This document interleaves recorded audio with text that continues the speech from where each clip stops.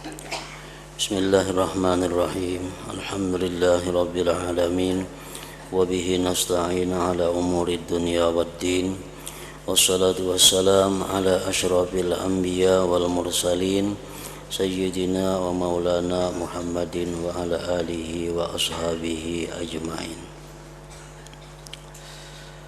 Qala al-musannif al-imam Abu Hamid Muhammad bin Muhammad al-Ghazali rahimahullah wa nafa'ana bi ulumi bayanu haqiqatil fikri wa samaratuh. Bayanu haqiqatil fikri wa samaratihi. I'lam anna ma'nal fikri wa ihdaru ma'rifataini fil qalbi liyastasmira minhuma ma'rifatan salisah.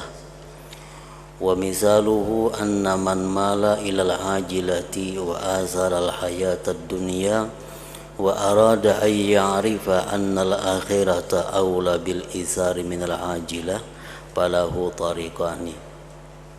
Ahaduhuma ay yasma'a min ghairihi anna al akhirata awla bil isari min ad dunya wa yuqalliduhu wa yusaddiquhu min ghairi basiratin bihaqiqatil amri fayamilu bi'amalihi ila izaril akhirah i'timadan ala mujarradi qawli wa hadha yusamma taqlidan wa la yusamma ma'rifah. Wa tariqu tsani ay ya'rifa anna al-abqa awla bil izar thumma ya'rifa anna al-akhirata abqa fayahsulu lahu min hatainil ma'rifataini ma'rifatun salisah wa huwa annal akhirata awla bil ithar ila akhirih. Makna daripada kalamul Imam Al-Ghazali rahimahullah wa nafa'ana bi ulumi. Penjelasan hakikat fikir dan buahnya itu fikir.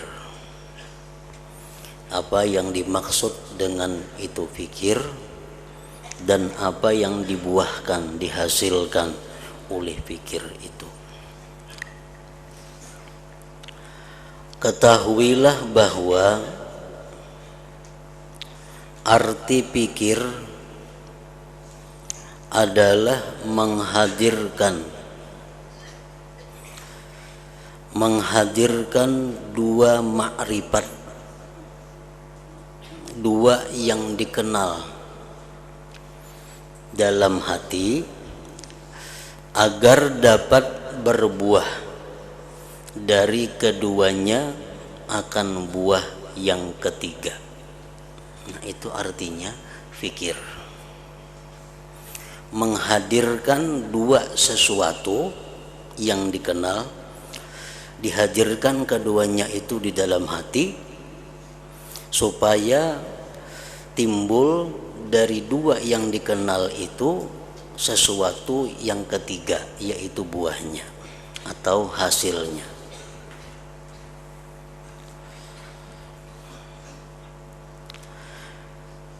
Contohnya adalah orang yang cenderung kepada yang segera dunia, orang yang cinta kepada dunia dan mengutamakan kehidupan dunia, dan ia hendak mengetahui bahwa akhirat itu lebih utama untuk diutamakan daripada dunia. Ini orang yang cinta kepada dunia, orang yang pikirannya selalu memikirkan dunia, lalu ia hendak mengetahui akhirat itu lebih utama daripada dunia. Akhirat itu lebih dipentingkan daripada dunia. Nah, ini hendak mengetahui itu. Maka baginya ada dua jalan, ada dua cara untuk menghasilkan bahwa akhirat itu lebih utama, diutamakan daripada dunia. Ada dua cara.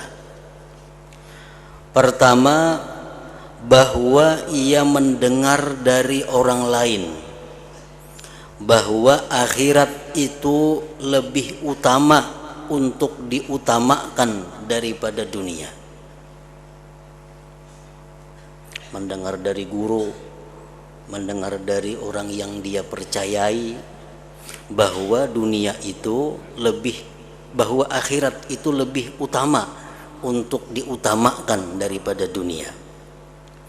Lalu ia mengikutinya dan membenarkannya dengan tanpa penglihatan hati tentang hakikat perkara. Maka ia condong dengan amalnya kepada mengutamakan akhirat karena berpegang dengan perkataan orang itu semata-mata. Dan ini dinamakan taklid dan tidak dinamakan ma'rifat. Ini hendak mengetahui bahwa akhirat itu lebih baik daripada dunia. Kayak apa caranya? Cara yang pertama, bahwa dia mendengari orang-orang yang dia percaya.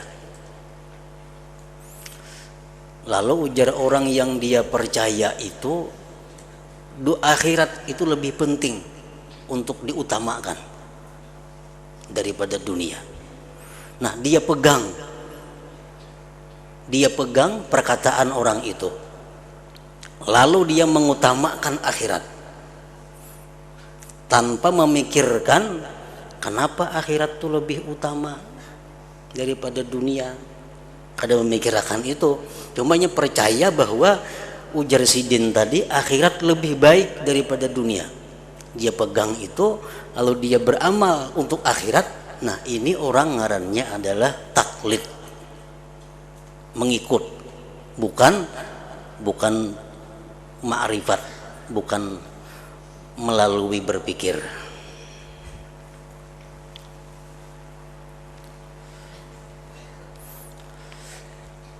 Contoh lain misalnya, inya hendak mengetahui adanya Allah.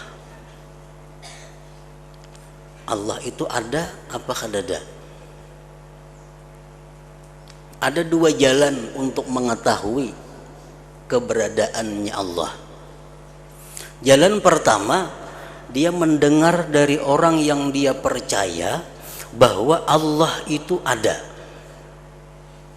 Dia pegang bahwa Allah itu ada. Sedikit pun inya kada ragu, walaupun badannya dicancang lawan pedang, tetap inya kada ragu bahwa Allah itu ada, karena dia mendengar dari orang yang dia percaya. Nah, ini ngarannya taklid, bukan ma'rifat, karena kada melalui proses pikir, semata-mata hanya mendengar keterangan dari orang yang dia percaya. Nah, itu jalan pertama, jalan taklid. Nah, untuk urusan-urusan yang sifatnya i'tikad, untuk urusan-urusan yang sifatnya dengan ketuhanan, taklid ini diperselisihkan oleh ulama.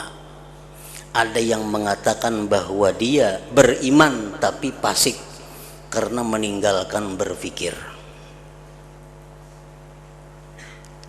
Ada yang mengatakan belum beriman kalau dia belum berpikir, belum beriman kalau dia semata-mata hanya mengandalkan taklid, mengikut perkataan orang yang dia percayai itu. Apakah Allah itu ada? Ada. Kita kayak kenapa garang mengatakan Allah itu ada? Aku ujar guruku Allah itu ada. Jadi aku yakin, percaya Allah itu ada. Nah, orang seperti ini kalau macam itu halnya, beriman atau kada? Menurut pendapat ulama, sebagian mengatakan ini orang beriman tapi dia berdosa karena meninggalkan berpikir. Ada yang mengatakan orang seperti ini belum beriman karena dia belum menggunakan fikir untuk menetapkan Allah itu ada. Nah, jadi cara pertama taklid tadi.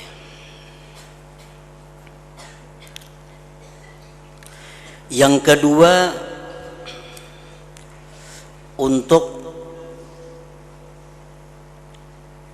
meyakini bahwa akhirat itu lebih utama, diutamakan dari dunia. Caranya bahwa ia mengerti bahwa yang lebih kekal itu lebih utama untuk diutamakan. Nya paham bahwa sesuatu yang kekal itu lebih utama untuk diutamakan. Sesuatu yang kekal itu lebih utama untuk dipentingkan.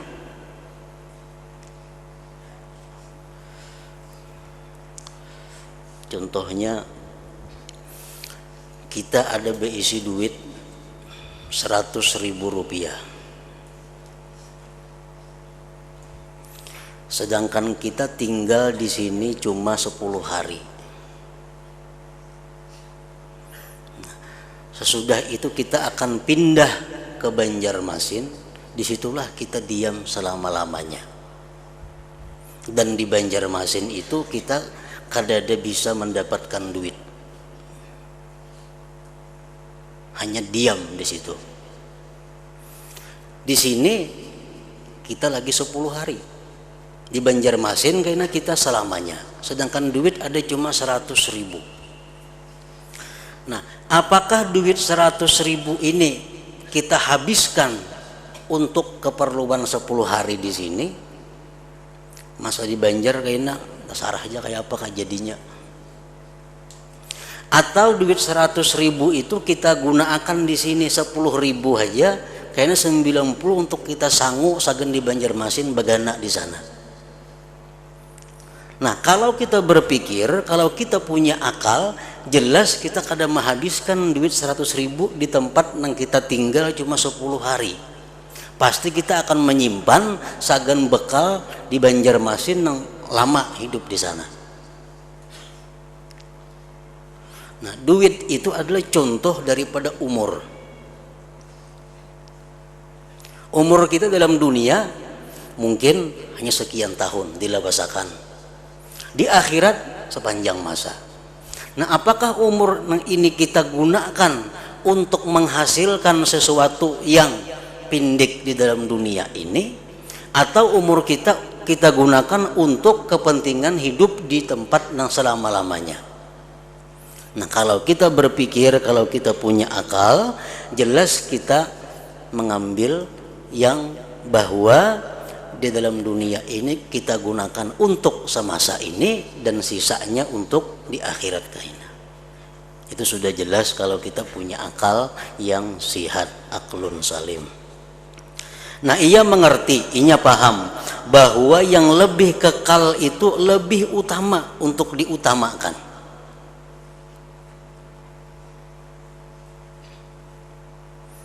Itu cukup melalui akal kita memaham. Kemudian ia mengetahui bahwa akhirat itu lebih kekal.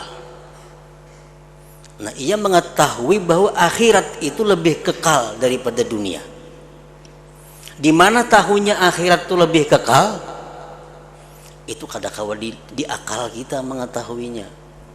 Mengetahui bahwa akhirat itu lebih kekal daripada dunia, itu mengetahui daripada penyampaian para rasul yang mustahil mereka itu berdusta.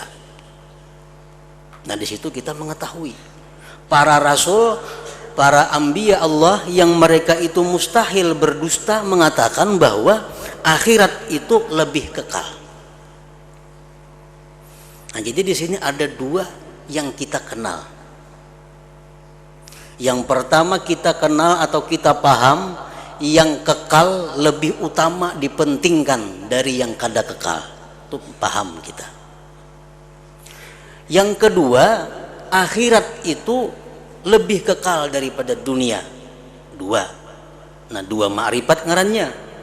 Nah, dari dua ma'rifat itu, maka hasil baginya dari dua ma'rifat ini ma'rifat yang ketiga, yaitu bahwa akhirat lebih utama untuk diutamakan. Nah, itu sama dengannya jumlahnya.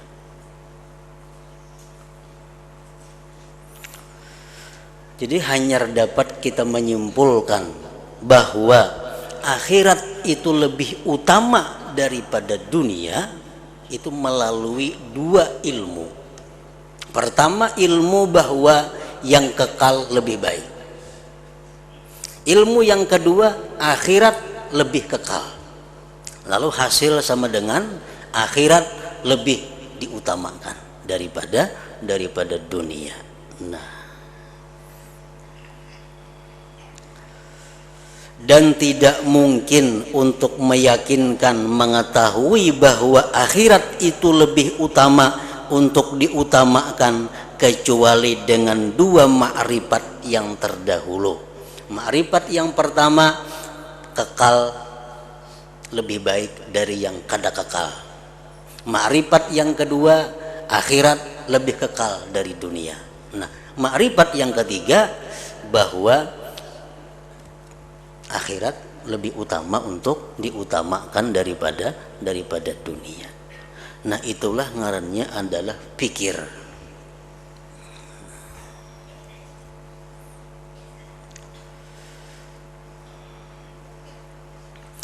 Kita ambil contoh lain. Allah Subhanahu wa ta'ala ada. Di mana kita menyimpulkan bahwa Allah Ta'ala itu ada? Di mana datangnya? Kita meyakini bahwa Allah itu ada di mana? Di mana datangnya? Dua jalan tadi. Satu jalan taklid, 4 guru. Jar guru Allah ada. Kalau kita percaya Allah ada. Nah, itu kalau kita taklid, kita diragukan. Apakah kita Islam atau kada? Itu diragukan. Karena kita kadang menggunakan pikir. Nah, yang kedua, cara menetapkan bahwa Allah Ta'ala itu ada melalui dalil. Allah ada. Apa dalilnya? Nah, apa buktinya? Disuruh kita berpikir.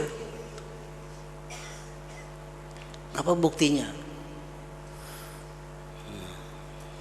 Buktinya Allah Ta'ala itu adanya alam. Baharunya alam. Alam itu artinya sesuatu yang selain Allah, ngarannya alam. Mengapa kabila lain dari Allah itu alam ngarannya? Adanya alam. Terlalu jauh kita memikirkan alam, rumput saja terparak di mata kita. Adanya rumput. Nah, adanya rumput. Kita tahu bahwa rumput itu dahulunya kadada di halaman ini. Kita siang bersih, kadada rumput. Tahu-tahu timbul rumput. Nah, ada rumput. Nah, kita berpikir maulah rumput ini ada dengan sendiri. Kalau kadada nang maadakan. Buktinya tangan kita dua sejajar. Maulah kanan ketinggi pada kiri saurangannya muka ditinggiakan. Kada mau. Tangan sejajar rata. Boleh kiri nang tertinggi, boleh kanan. Sekarang kanan tinggi pada kiri. Maulah saurangannya bertinggi nang kada mau bila kada meninggiakan maka kita tinggiakan kanan, lalu kita meninggiakan. Nah, rumput nang di depan rumah kita itu kada mau ada sorangan, kada ada nang menumbuhakan, kada ada nang maadakan. Nah, rumput tumbuh, ada nang maadakan. Nah, sekarang siapa nang maadakan itu? Siapa nang maadakan rumput itu? Siapa nang menumbuhkan rumput itu? Melalui keterangan para rasul yang mereka mustahil berdusta, bahwa alam semesta ini dicipta oleh Allah Subhanahu wa ta'ala. Rumput itu ditumbuhkan oleh Allah Subhanahu wa ta'ala. Lalu timbul sama dengannya bahwa rumput itu ditumbuhkan oleh Allah Subhanahu wa ta'ala. Nah, ini melalui pikir ngarannya. Jadi pikir itu ada dua jalur. Pertama akal dan nakal. Akal artinya menggunakan pikiran kita, nakal menggunakan Quran atau perkataan Rasulullah sallallahu alaihi wasallam. Napa dalilnya Allah ada? Ujar guru tuh rumput tuh ada. Dalil bagi Allah ada. Enggak situ aja inya, ngarannya taklid gitu. Nah, sekarang Allah ada. Apakah Allah itu banyak atau seikum? Apakah Allah itu banyak atau satu? Satu. Jar siapa? Jar guru. Percayanya mati-matian Allah itu satu. Nah, ini orang ngarannya taklid. Taklid. Nang melalui fikir macam apa? Bahwa Allah itu satu. Nang mengadakan alam ini satu. Dipikirkan supaya iman kita ini lulus, jangan sampai diragukan oleh para ulama. Jangan sampai kita dikatakan mukmin yang maksiat karena meninggalkan fikir, jangan sampai kita dikatakan masih belum beriman karena meninggalkan fikir. Apa buktinya? Dalilnya Allah itu satu. Aku sudah percaya bahwa Allah itu ada, percaya. Dalilnya tumbuhnya rumput tadi, adanya alam. Nah, sekarang Allah tuh banyak apa satu? Buktinya apa kalau Allah itu satu? Nah, dipikirkan lagi. Andai kata Allah Ta'ala itu banyak, ada satu, niscaya alam ini tidak akan terjadi. Alam kada akan terjadi. Kenapa kalau terjadi? Karena kalau Allah nih dua, yang satu menghendaki adanya alam, yang satu menurut. Berarti yang menurut ini kada Allah ngarannya, umpatan Allah nang saikung ngarannya. Kada harat ini Tuhannya. Kalau nya harat kedua-duanya, jasaikung ada alam, jasaikung kutiadakan, beperang keduanya hancur alam, kada ada kita. Saya ku hendak mengadakan, saya ku hendak meniadakan. Bakarasan keduanya, kada mau jadi alam ini.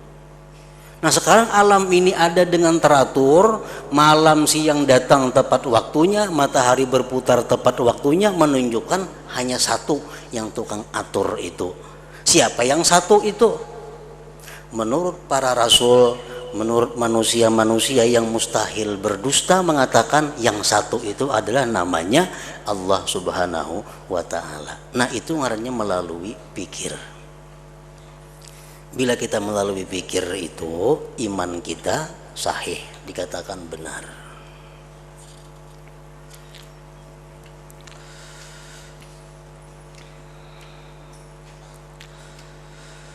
Maka menghadirkan dua ma'rifat yang terdahulu. Maka menghadirkan dua ma'rifat yang terdahulu di dalam hati. Dua ma'rifat yang terdahulu apa tadi? Satu, yang kekal lebih utama untuk dipentingkan. Yang kedua, akhirat lebih kekal dari dunia. Nah, dihadirkan dalam hati itu untuk sampai kepada ma'rifat yang ketiga. Ma'rifat yang ketiga apa? Akhirat lebih utama dipentingkan dari dunia. Nah, itu yang ketiga. Dinamakan tafakkur ngarannya. Nah, kita mau ulah-ulah pikir kita. Yang kekal jelas lebih baik daripada yang hancur. Akhirat itu jar nabi-nabi mengatakan kekal. Nah, berarti akhirat itu lebih baik daripada dunia. Nah, kita memikir-mikir akan macam itu, ngarannya tafakkur itu. Rumput dahulunya kadada, sekarang ada. Berarti rumputnya ada yang menumbuhkan, nggak ada mau tumbuh sendirinya. Pasti ada yang menumbuhkan. Nah, siapa yang menumbuhkan ini? Ujar para rasul mengatakan menumbuhkan itu namanya adalah Allah Subhanahu wa taala. Nah, jadi rumput itu yang menumbuhkan adalah Allah Subhanahu wa taala. Nah, kalau kita mengulah-ulah macam itu ngarannya tafakkur. Nang pahalanya lebih besar daripada beribadah bertahun-tahun.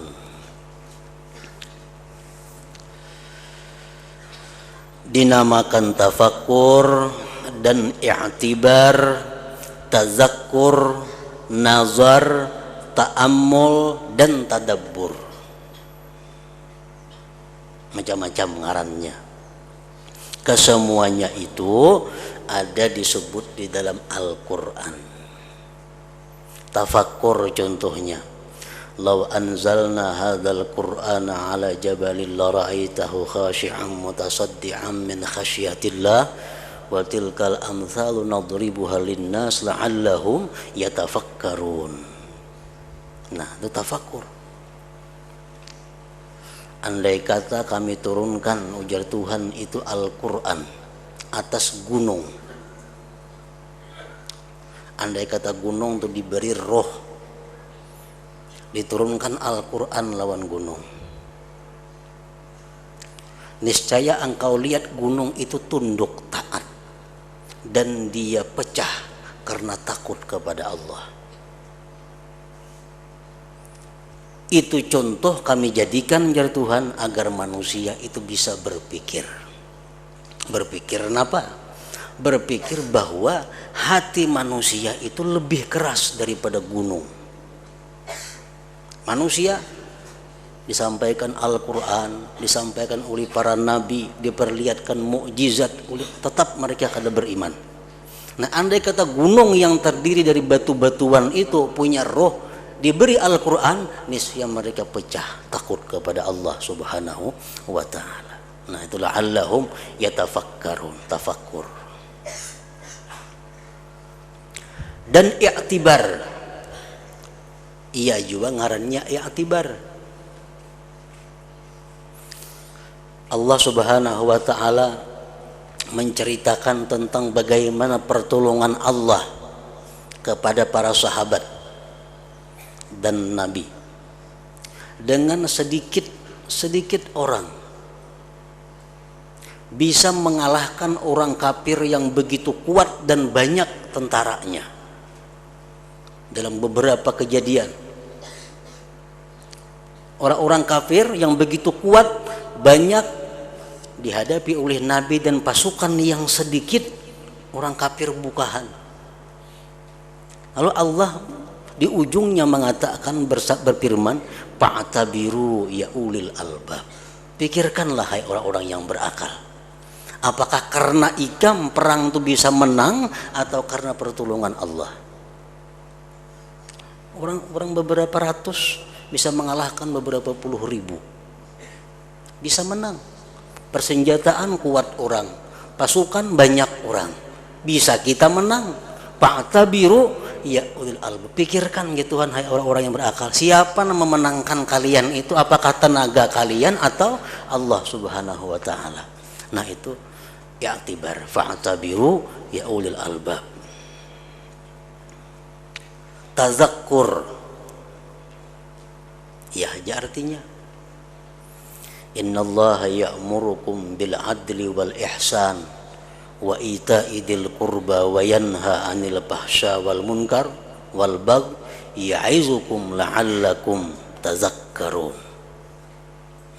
Allah menyuruh kalian dengan bersikap adil, ihsan, memberikan sesuatu kepada keluarga. Allah melarang kalian dari perbuatan jahat dan munkar dan zalim. Allah memberikan nasihat kepada kamu yang demikian itu agar kalian bisa berpikir. Pikir. Allah melarang ini. Pikirkan. Kenapa garang Allah melarang ini? Tentu ada akibat-akibat nang negatif nang kada baik di dalam dunia dan akhirat. Allah menyuruh ini pasti ada kebaikan-kebaikan di dalamnya bagi kita di dunia dan akhirat. La'allakum tazakkarun, tazakkur ngarannya. Bisa juga disebut nazar. Al-Quran mengatakan afala yanzuruna ilal ibili kaifa khuliqat. Afala yanzurun, apakah mereka tidak nazar, tidak berpikir, tidak merenungi, tidak menghayati bagaimana itu unta diciptakan Allah. Unta ini binatang yang paling unik di antara sekian banyak keunikan binatang-binatang. Unta binatang yang paling kuat, binatang yang ada mempunyai tangki banyu. Unta seminggu kada minumnya ada bapak, kada bertemuan sumur.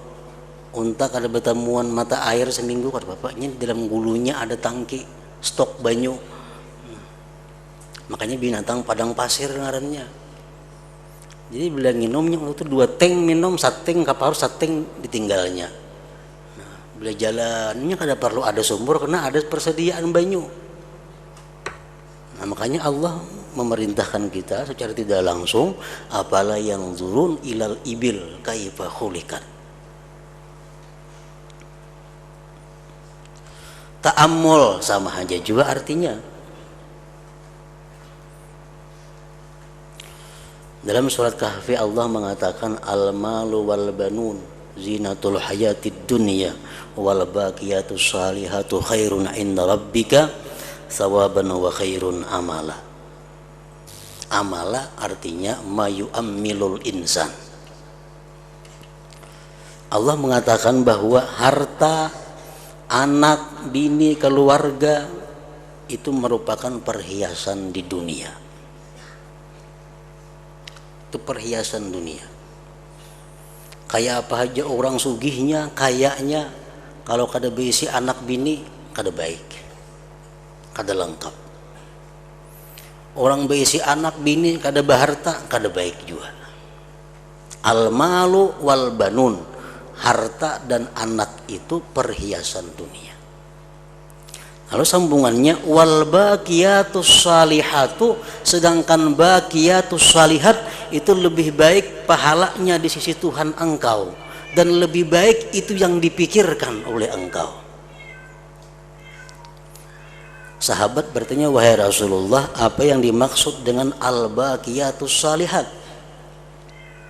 Ujar Nabi, al-baqiyatus salihat itu ialah subhanallah walhamdulillah wala ilaha illallah wallahu akbar wala haula wala quwata illa billah. Nah, itu baqiyatus salihat. Lebih baik kita memperbanyak membaca itu, menghayati itu daripada mengurus atau mencari harta dan mengurus keluarga anak buah itu.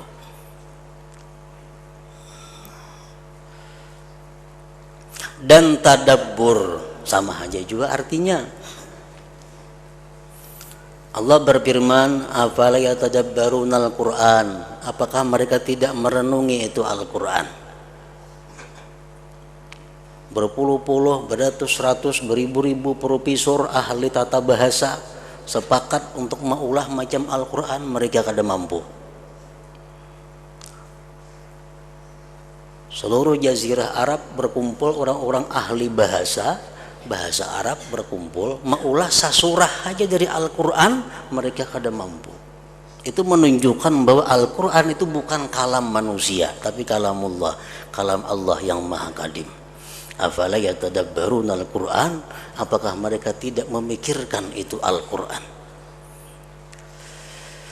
Nah, jadi tafakkurkah ngarannya, i'tibarkah, tazakkur, nazar, ta'ammul dan tadabbur itu mempunyai makna yang kurang lebih sama. walaupun ada perbedaan sedikit-sedikit. Adapun tadabbur, ta'ammul dan tafakkur, maka itu adalah ibarat kata-kata yang mempunyai satu arti yang tidaklah di bawahnya arti yang berbeda-beda. Adapun nama tazakkur, i'tibar dan nazar, maka itu adalah berbeda-beda artinya walaupun asal yang diberi nama adalah satu. Sebagaimana nama Sarim, Muhannad dan Saif. Itu tiga kata yang bisa berlain-lain artinya namun di bawah yang satu. Berlaku atas sesuatu yang satu tetapi dengan ibarat-ibarat yang berbeda. Maka Sarim itu menunjukkan atas pedang dari segi ia adalah memutuskan. Pedang itu kalau dipandang bahwa dia bisa memutuskan, maka pedang itu disebut Sarim. Dan Muhannad itu menunjukkan kepada pedang dari segi kaitannya dengan tempatnya, yaitu India. Kalau pedang itu buatan India disebut namanya Muhannad. Muhannad hanya pedang bikinan India. Dan Saif artinya menunjukkan kepada pedang secara mutlak tanpa pemberitahuan dengan tambahan-tambahan ini. Kalau pedang itu umum. Tapi kalau pedang yang bisa memutuskan, yang tajam, ngarannya Sarim. Kalau pedang itu olahan India, ngarannya Muhannad. Sama-sama pada pedang. Nah, kayak itu juga perbedaan kalimat antara tafakkur, i'tibar, tazakkur, ta'ammul, tadabbur itu pada dasarnya adalah satu, namun berbeda-beda bila ditambahkan di belakangnya. Maka begitulah i'tibar. Itu berarti kepada menghadirkan dua ma'rifat dari segi bahwa ia melalui dari dua ma'rifat itu kepada ma'rifat yang ketiga. Nah, i'tibar itu adalah orang yang mendapatkan tiga ma'rifat. Ma'rifat pertama misalnya yang kekal lebih utama dipentingkan. Ma'rifat yang kedua, akhirat lebih kekal dari dunia. Ma'rifat yang ketiga, akhirat lebih utama dipentingkan dari dunia. Nah, permainan seperti itu ngarannya adalah i'tibar. Kalau melalui itu tidak terjadi dan tidak mungkin selain berhenti atas dua ma'rifat, maka disebut tazakkur, tidak nama i'tibar. Kalau hanya dua ma'rifat, ujarnya yang kekal lebih baik diutamakan daripada yang kada kekal. Akhirat lebih kekal.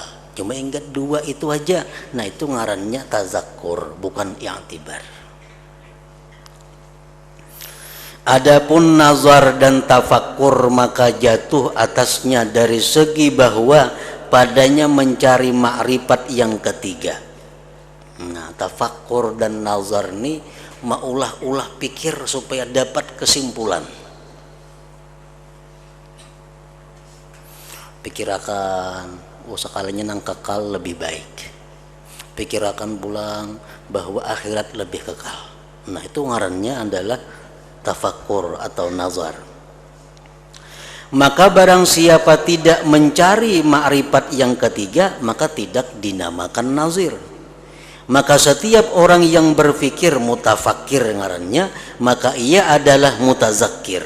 Dan tidaklah setiap orang yang bertazakkur mutazakir adalah orang yang berpikir mutafakir. Ini pembahasan bahasa Arabnya. Faidah tazakkur adalah mengulang-ulangi semua ma'rifat atas hati supaya kukuh dan tidak terhapus dari hati. Itu gunanya tazakkur. Tazakkur itu mengulang-ulang.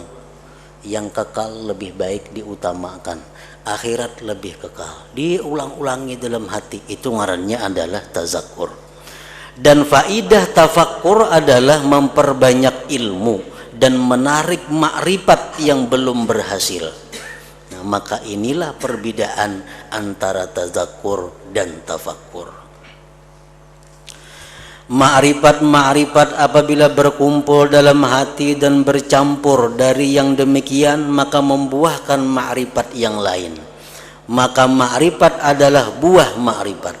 Apabila berhasil makrifat yang lain dan bercampur dengan makrifat yang lain, maka hasil dari yang demikian buah yang lain.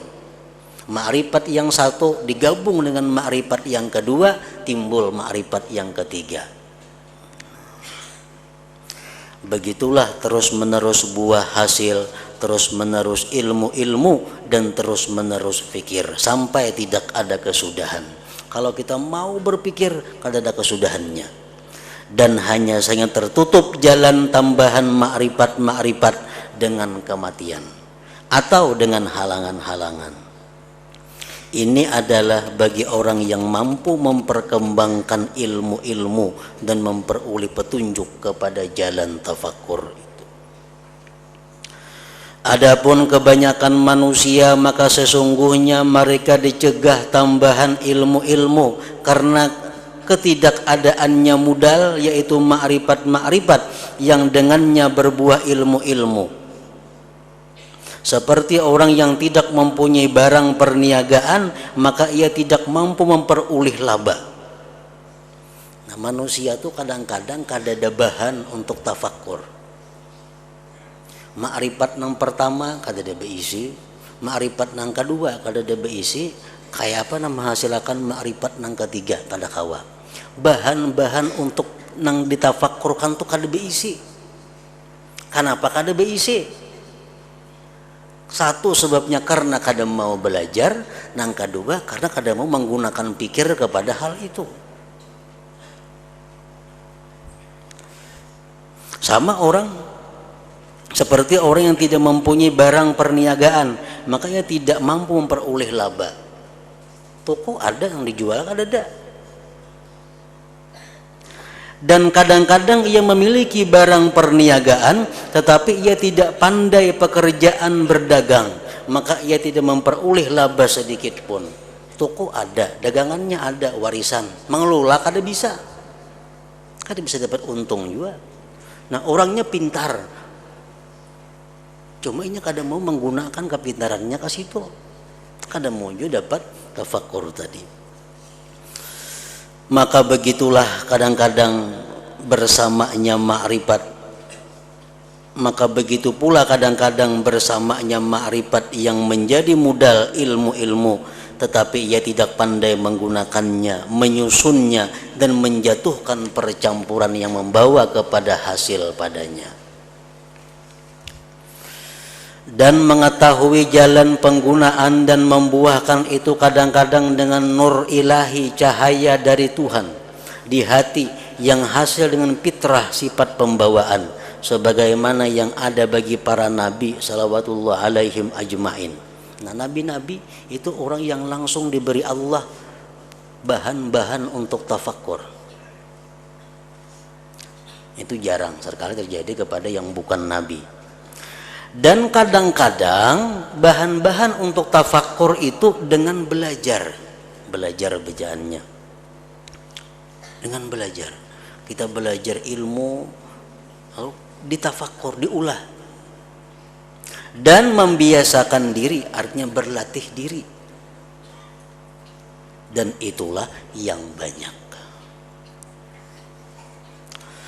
Kemudian orang yang tafakkur itu kadang-kadang dihadiri oleh makrifat ini dan hasil baginya buah. Sedangkan ia tidak mengetahui cara berhasilnya dan ia tidak mampu menerangkannya karena kurang kebiasaannya bagi pekerjaan mengibaratkan kata-kata pada pikiran yang didatangkannya. Ada orang tuh berpikir, lalu dapat kesimpulan akhirat lebih utama dipentingkan dari dunia. Jurang jelasakan pang kayak apa garang hasilnya tafakkur ikam tuh. Nya kada kawan jelasakan. Kata-katanya kada bisa. Tapi kalau di hatinya kau memikirkan dan menyimpulkan.